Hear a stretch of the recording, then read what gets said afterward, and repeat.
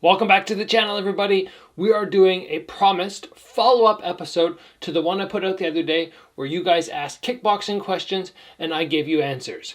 I also asked you to throw your own questions down in the comments and that I would get back to a number of them. So today we're going to focus on answering 10 questions you guys had.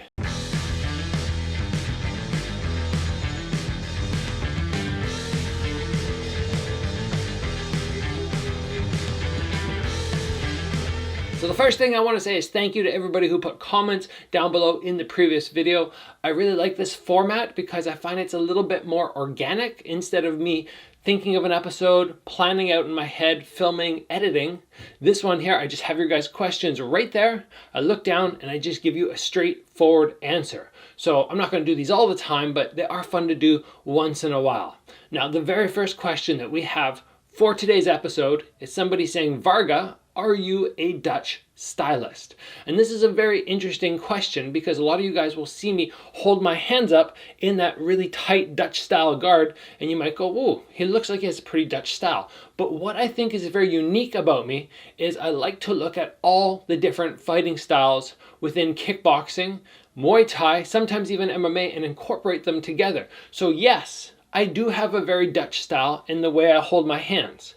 But I can change up if needed, if the opponent is somebody where that's not going to work. But in addition, you guys will always see me add in those karate kicks. You'll see me throw spinning back fists. You'll see me pull a lot from that karate background.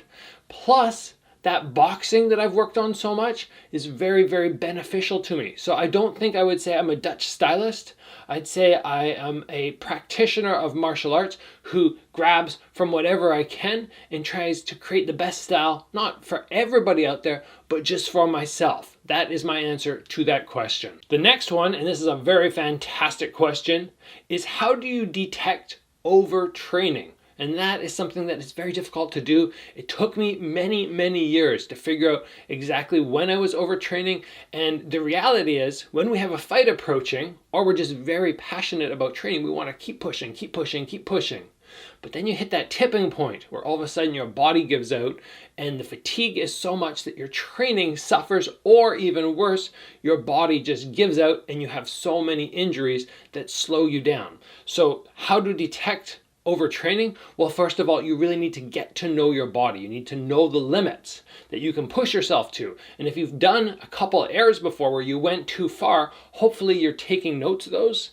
And in the future, you can recognize if you hit that similar tipping point again. But generally for me, overtraining, I go, if my sessions feel like I'm only able to put like 50, 60%, and I'm trying to push, but I just can't, I go, yes, I'm overtraining. I need to take time off.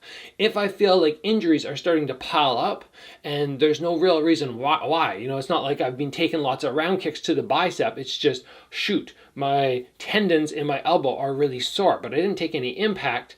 That to me is a sign that I'm overtraining. So just really dial in and listen to your body. And always recognize if the lactic acid starts to build up. For example, if I walk up a flight of stairs in training camp maybe 8 years ago, by the time I got to the top of the stairs, I'd be out of breath. And that was obviously just because I was overtraining and just at any point during the day doing a certain amount of exercise without a proper warm-up was just so fatiguing. So hopefully that helps answer that question. Next, we are looking at somebody saying, would you consider joining 1FC? Well, as most of you guys already know, I am now signed to Karate Combat. I will have a fight coming up fairly soon. I'm training hard for that fight right now. But good question, very interesting question. And yes, of course, maybe in the future I would consider joining 1FC. And I really was actually passionate about trying to get signed with them before I signed with Karate Combat. I'm very happy with signing to Karate Combat, but I was looking at 1FC and I was going, okay, I got the Bellator belts, I got the Glory belt, belts. What else do I need to get? And I went, if I can get a 1FC belt, I have everything. There's nothing else to get. So I was looking at them, but in all honesty, they were just very difficult to deal with. And they were not showing a lot of interest in wanting to sign me. And I don't know why that is. Because, you know, I'm one of the highest level kickboxers in the world at my weight class. So maybe it's just simply because I'm from North America. I didn't outprice myself. A lot of people think that. They're like, oh, you must have outpriced yourself. We never really got into details. in the back and forward stuff. And in all honesty, it was just my managers doing this work. I never got to have the actual communications with them. But when all was said and done, I had an offer from Karate Combat. One FC was stalling. They were taking far too long. They weren't showing the interest that I thought they would. And I went, I need to make a decision. And I went with Karate Combat. So you guys will hopefully see me back in the, well, it won't be the ring or the cage, but it'll be the pit. You will see me in the pit, hopefully in the next month or two. Moving on, I love this next question. Do helmets in the Olympics help avoid brain damage? This is a very important thing to recognize because a lot of people slide their headgear on, and in my opinion, they get this false sense of confidence because they think, oh, I have a helmet on, my brain's protected. But think about it. If you have padding on your head and you get hit, your head still gets jolted. It's not going to dampen the impact substantially. So studies have shown, and I don't believe this is a big question mark anymore, that helmets do not decrease brain damage or head impact by that much. What they do is they help prevent soft tissue damage, so cuts. They will help with that. They'll help with heads banging against one another. That's fantastic, because if you clunk your skull against somebody else's skull, that really hurts. So they will help in those instances. But you're also going to find that you get hit more with a headgear on because your head is that much wider, your eyesight is slightly restricted. So when I spar, I put on headgear for boxing, heavy boxing, but it's because it has a bar across the front. So it protects my nose, keeps my eyes from getting bruised up, no black eyes for me. When I do my kickboxing sparring, I don't wear the headgear. And I think in the Olympics now, they've removed headgear anyway. What used to be in the Olympics, but it's not anymore because the science showed it was not helping that much. Next, we have a question asking, what are some practical boxing combinations that will work in the ring, basically that you can practice? Now, we see a lot of people do crazy fancy pad work. Guys like Floyd Mayweather with these big, long, just long combos, and people who don't really know too much about fight sports, who have guys like jab, cross, hook, upper, cross, hook, body, head, and you're just going, that's not practical. These simple combinations are the ones that are practical, especially if you incorporate more than just a couple things. So if I step in and I say jab, jab, cross, and you're boom, boom, boom, and that's all you throw, and you throw everything with power, you're not really thinking about the combo to its full potential. So you need to take basic combos like that, jab, jab, cross, but you go, okay, on my entry, I get my head off the center line. My second jab is a little tap jab to distract them, and then this is the power shot, as opposed to me just walking forward going 1, 1, 2, 1, 1, 2. It needs to be 1, ba-bum. And thinking of these basic combos, but in a more advanced way, I think are the most practical ways to execute combos that will actually land in the ring. So always think simple, but think actually an opponent in front of you and what would you do differently than just throwing like normal. Next, we are looking at a fantastic question. Should I focus more on offense or defense in training? Now, I've talked with you guys so much on the channel about this, but the reality is you cannot focus as much on defense as offense because you can't just sit there and do shadow boxing with just defense, or bag work with defense, or pad work with primarily defense. Most of what we do is offense, but a lot of people forget about adding in the defense.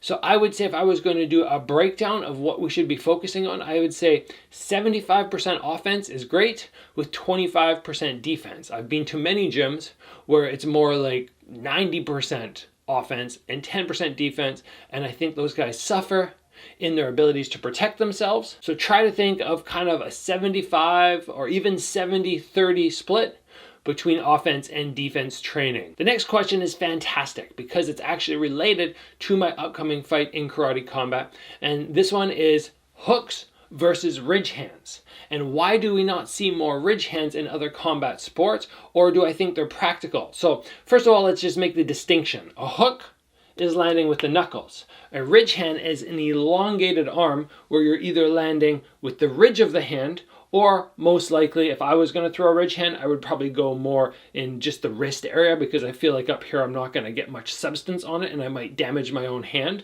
or my thumb. So I would probably go more in this area, maybe even down to the lower forearm. Now, when we think about hooks, why are they going to be more powerful? Well, simply there's something backing the arm up. So or the fist up. So when I hit with the fist, I've got all of this backing up the force that can continue through. When I hit with a ridge hand, there's nothing behind it. So it's going to be much easier for this arm to hit, to extend and straighten, and I'm not going to get that same power or impact. That is why we do not see a lot of people throwing ridge hands, and it's not something that I'm overly concerned about, because if I can block this, which can come at any length, right? I could throw a hook here, but I can also throw a hook way out here with the knuckles. I don't really see the point in coming to this position, but I have seen some clips in karate combat of people getting knocked out with ridge hands, so they are not entirely useless. Again, I don't think I'm going to be training them a lot. And again, if I feel like I can block this, I feel like I can block that, no problem. But they're good to be aware of, in my opinion. The next question is very practical, very good for everybody out there who's thinking about competing professionally to take note of. And they're asking basically, if I was to get injured, what would I do to make money? Do I have a backup plan? And I've talked a few times on the channel about this, that if you go into fight sports, you want to make sure you have a bit of a backup plan. So if things fall through, you're not sitting there going, oh my gosh, I have zero money and I'm completely broke. So what I've done throughout my whole career is I've used instruction, martial arts instruction, as a way to supplement my fight income. And I've been very fortunate in the fact that my fight income has never been what I rely on to live. It comes from my teaching. And then once I'm done fighting, I will end up moving into more full-time teaching. But right now for me, it's basically I teach a small kids program, I do some seminars, I do the occasional private, Zoom private with some people from the YouTube who just want to learn from me, even if it's across the world. You know, they're in Australia and I'm here, they want to sit down and have a chat with me, I do that. And obviously the YouTube channel makes me a very small amount of money now as well. So I'm thinking once I'm done my career, I'm putting all my focus into teaching martial arts to others, because that's what I absolutely love. But if you're somebody out there who's going, I want to be a fighter, but I want to have a backup plan, look at all the different options and find something that you're passionate about. Maybe you want to go to school and you wanted to get a degree in something, and you do your schooling and then transition into your job, and then on the other side, you have your fighting, and you kind of balance the two of them. It's difficult, but it's very wise to do so you don't end up in the situation where you put all your eggs in one basket. You're a full-time fighter, and then all of a sudden it falls through because of injuries or other people getting injured, and there's just no fights happening. You're not making money, and all of a sudden you just don't have a backup plan. Next, we are looking at what can I expect from my first fight? Fantastic question. If I was going to sum this up very quickly, I would say expect fear that you have not anticipated, because the first time I stepped in, I felt so confident until I got there, and then all of a sudden I got really scared and it just hit me like a wave. Also, fatigue. Expect fatigue. You think you're in shape, but you're not prepared for those nerves. And those nerves that we just talked about make the fatigue that much more paramount, and they just runs you over. So make sure you expect to be extremely tired in the fight and prepare in your training for that same type of fatigue, but you still won't be able to match it. No matter how hard you train, you cannot match it, because you just cannot prepare for that fear which just sort of runs you over. I would say those are the two main things that you should expect for your first fight, but that makes it sound like it's an awful experience. It's not an awful experience. There can be a very good experience as well. You're going to be very proud of yourself when you're done, very happy with your accomplishments of stepping in the ring. It's not something everybody can do. So yeah, that's my advice. That's what I would say you need to expect on that first fight. And the last question for today is, what do I think about training without hand wraps? So I'll just go through my career. Basically, I did not start wearing hand wraps until about 2010. And I had my first fight in 2006. I'd probably been training since at least 2000. So I went a long time, almost a decade, without wearing hand wraps. And really the reason I wasn't wearing them is I was having no issues. I would just lock my hand out, hit as hard as I could, and nothing was happening. I was fine. And I didn't like the idea of having to take time every session to wrap the hands up. But then the wrists started to get a little injured. And because they were getting injured, I went, I have to wrap. So then from 2010, basically to about 2019, 2020, I was constantly wrapping my hands, trying to make sure they didn't get damaged. But now I have a pair of gloves that provide so much support that I don't need to wrap them, and I very rarely do. So I'm not going to say you do or don't need to. It's obviously safer to wrap your hands, or at least provide some support. I find very often taking a roll of hockey tape and doing a couple of loops right around the wrist to provide some stability is great. If you're wearing very big cushy gloves, you don't really have to worry about padding your knuckles, in my opinion. But don't stop wearing hand wraps just because I told you this story. If you're somebody who likes wearing them, I'd say continue doing it, go for it. It will provide you more safety, which is very important. But if you're somebody who's not wearing them and you don't really want to, I wouldn't say you have to, because obviously I've spent a decent amount of my training and my career not wearing them, and my wrists feel fantastic right now. No injuries, super solid.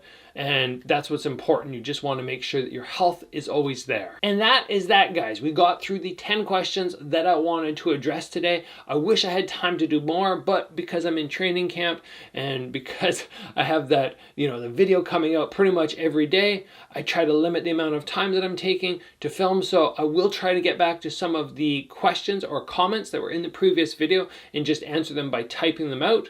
But I hope you guys enjoyed today's episode. If you did, please give it a like. If you have not already, join the channel, get subscribed. I will see you guys back here soon for another video, and until then, continue to train super hard.